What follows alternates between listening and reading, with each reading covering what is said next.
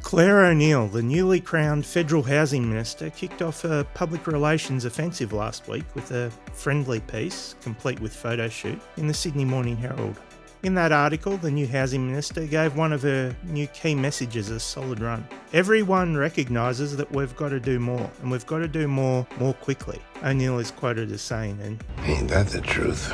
But she didn't really explain what more would be done and what more would be done quickly. It was just the same talking points we've heard before. She highlighted that Labor will build 1.2 million homes by the end of the decade, which is looking more unlikely by the day.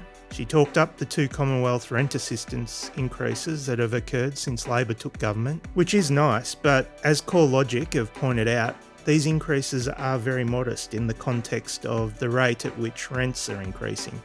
For example, the maximum 2024 to 2025 rent assistance increase was $12.50 a week. The median rent value increase for the past 12 months has been $62.50. I'll leave it to you to do the math on that one. Anyway, as her PR blitz rolled on, Clare O'Neil popped up on ABC Radio. Build to rent. So this is really about making sure that we have faster construction of rental homes in our country. And I mentioned we have this really big problem with the housing shortage. This is going to build 160,000 additional homes over the coming decade. And what I can tell you is that the Treasury modelling for this bill tells us that we are going to have an additional 160,000 rental units online in a period of a decade. There was really only one problem with that. It wasn't true. What's the problem? There was no Treasury modelling. Later in the day, she'd try and correct things by claiming that the modelling came from the Property Council, and there was only one problem with that. It wasn't true either. Well, that's a problem, yeah. I can see where O'Neil may have pulled the 160,000 homes figure from though. Probably this press release from the Property Council. Maybe she just skimmed the headline, because the Property Council aren't saying that the build-to-rent legislation would see 160,000 homes built in a decade. Could is the key word here. Could unlock 160,000 homes if the draft legislation was amended. The 160,000 homes figure also popped up with further clarity in the opening address by Property Council Chief Executive Mike Zorbas at the Senate Economics Committee inquiry on the build-to-rent bills. But as we know, the Property Council did not say that the build-to-rent program would deliver 160,000 additional homes. Nope, here, have a listen.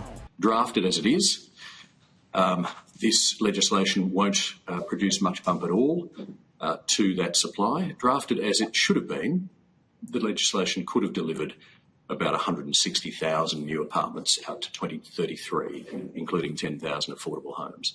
That opportunity has been missed, but sensible and simple fixes can still deliver about 105,000 rental homes. So what he's saying is that if the bill had been drafted properly in the first place, 160,000 homes would have been possible. But the bill, as tabled, has not been drafted properly. And therefore, the opportunity for it to build 160,000 homes has well and truly been lost. Furthermore, he's saying that now the best that can be achieved, and this is important, if the current bill is amended, is 105,000 homes. But how many homes do the Property Council believe the current bill before Parliament, the bill as it's currently drafted, how many homes do the Property Council believe the bill will actually deliver? Here's the Property Council again at the Senate inquiry. With the legislation as it is currently drafted, how many additional units are forecast over and above what would have been built anyway? What would we get under the current kind of bill? In our submission, we highlighted there are some technical issues that basically restrict application of any concessional rate. Virtually no build-to-rent platform in Australia would be able to access it. So based on the way the bill is drafted at the moment, we don't think any additional build-to-rent apartments would be produced over and above business as usual unless those technical provisions are addressed. That's right, the Property Council have said that the current bill will not deliver any additional homes over and above what would be delivered regardless. The bill that the government have been berating the Greens and Coalition for not passing would effectively deliver nothing. I might do another video on build to rent in the future because it's an interesting concept, but for now it's reasonable to say that if the build to rent bills were passed without amendment, they'd deliver very little of value, at least for regular taxpayers anyway. Perhaps some of the developers might be happy, who knows. But as the University of New South Wales City Futures Research Centre said in their inquiry submission, the bills as tabled will make little or no contribution to easing unmet housing need experienced by low-income Australians. They concluded that the cost of rent for the build-to-rent dwellings would be beyond the means of even median income households. Thinking about that in another way then, these build-to-rent homes are likely only going to be affordable for those that are unlikely to have any problem finding a home in the first place. Anyway, having been caught out not once but twice fudging the numbers, Clare O'Neil's PR blitz had gone off the rails a little bit. So no doubt she was happy to ease into question time with a nice little softball Dorothy Dixer. As an aside, can we please get rid of the Dorothy Dixer? If you haven't heard the term before, it's the name given to questions asked in question time by a friendly backbencher to a minister of their own party. They are rehearsed or planted questions, more than likely written by the minister or their staff in the first place, to allow them to waffle on and usually attack the opposition. Seriously, they add no value whatsoever and they just waste time. It has increasingly become a way for ministers to generate their social media content. I remember a time when Labor actually wanted to ban them. Anyway, let's take a look at how Clare O'Neil does it. Thank you, Speaker. My question is to the Minister for Housing and Homelessness. How is Labor's Homes for Australia plan helping address the housing pressures Australians face, and what is standing in the way? Call to the Minister for Housing and the Minister for Homelessness. Thank you, Speaker. And the member for Blair is right. Australians are doing it tough right now, and housing is a big part of that story. Speaker, I've been the minister in this portfolio now for 2 weeks, and can I say I'm very honoured to progress the enormously important work of the member for Franklin in her time in this role. I have spent a lot of time since I became minister speaking to people directly affected by this problem.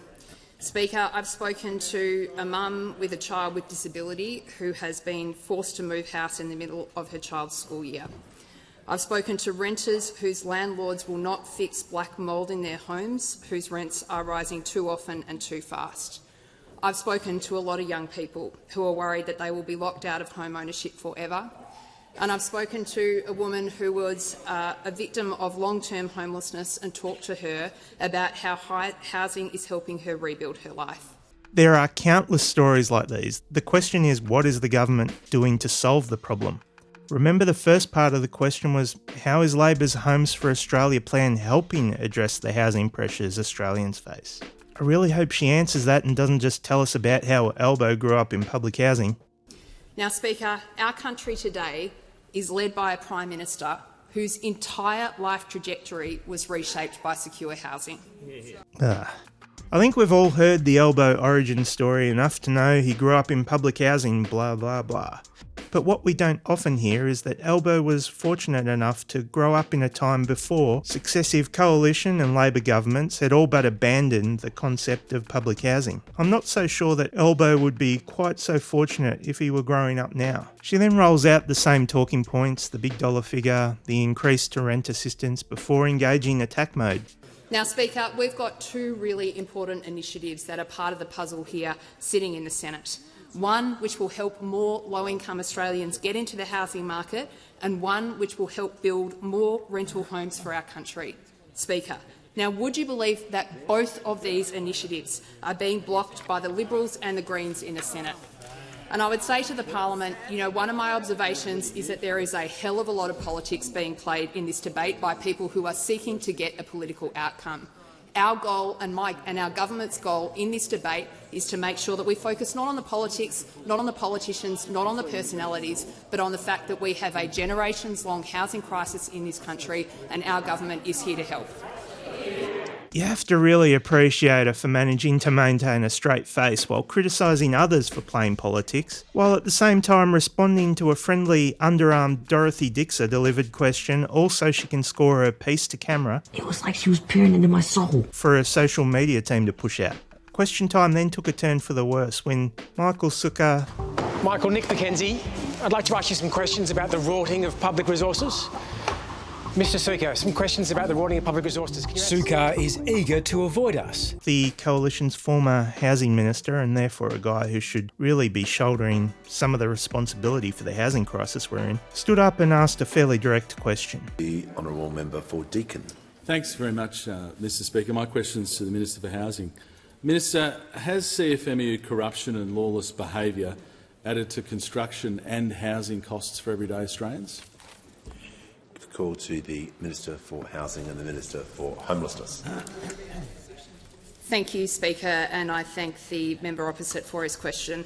Speaker, we have a construction union in our country which has become riddled with corruption and wrongdoing, and our government is taking the strongest possible action to reset that union.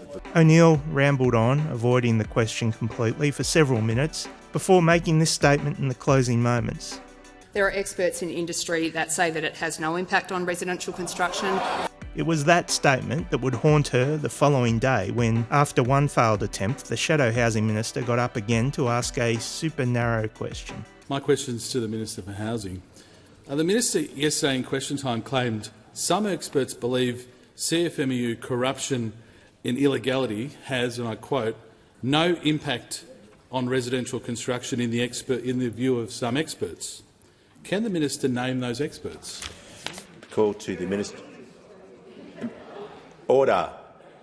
Give the call to the Minister for Housing and the Minister for Homelessness. Thank you so much, Speaker. And I would just say to the member opposite, I'm not sure the point he is trying to make here. If he believes that the CFMEU are driving up residential construction costs, Speaker, I'll allow you to call the House to order.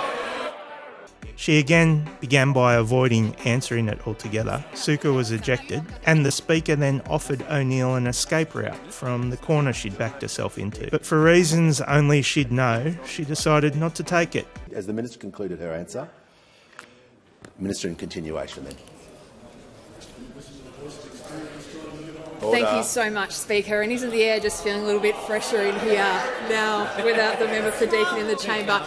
Not for the first time, Speaker. The member for Deakin is making absolutely no sense. If he is concerned about the impact this union is having on residential construction prices, then he can go into his caucus room and talk to his senator colleagues about helping our government clean up this union. Speaker, whether... Order. What's up with these guys today, Speaker? Order.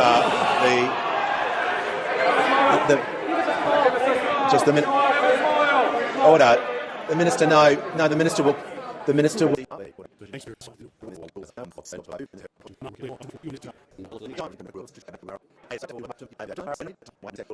Thank you, Speaker, and I regard these continuous points of order as a real mark of success. A great compliment from those opposite. Thank you so much, fellas. Thank you so much. The Minister's just going to conclude her answer just without in concluding, commentary. I would say, Speaker, that it's very clear what's going on here. The Coalition are in the Parliament again, and they are playing politics within an inch of its life.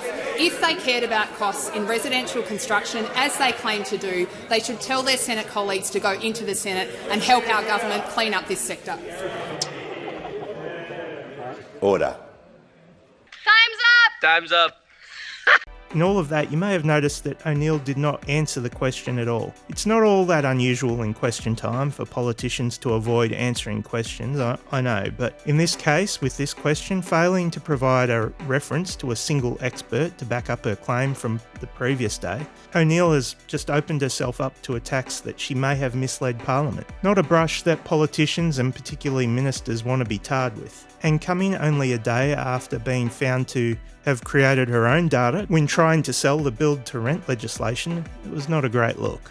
A week is a long time in politics, from puff piece to the naughty corner, but all of it is ultimately a distraction from the fact that when it comes to housing, we aren't seeing anything new. Labor have replaced their previous housing minister with a new one that they'd have regarded as a more polished media performer. Clare, of course, is a great communicator. We should post something on social media. I really want Australians to hear that we understand that you are in pain right now. But we've essentially just got a new salesperson selling the same product. When I think about housing and the current government, I think the nicest thing I can say about what the government have done so far and promised to do in the future in terms of tackling the housing crisis is that it's better than nothing. But better than nothing is not going to solve this housing crisis.